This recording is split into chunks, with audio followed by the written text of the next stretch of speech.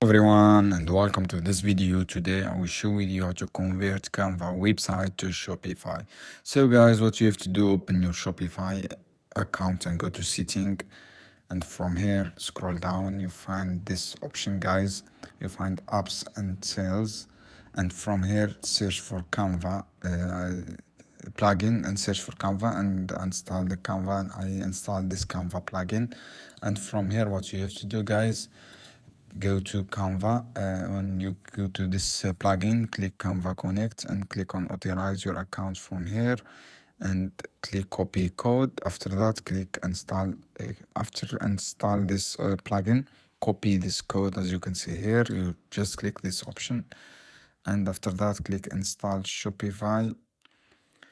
After that, what you have to do guys, click connect Canva and click use the existing design or new design. Click this option. After that guys, click your project from here and choose the design here or project, your project here. And after that, what you have to do, click this option guys, click connect your store as you can see here and click continue and click the code and click connect. The code you get from here guys, from this plugin Canva Connect, just you can search for Canva here and you find this plugin and install from Shopify.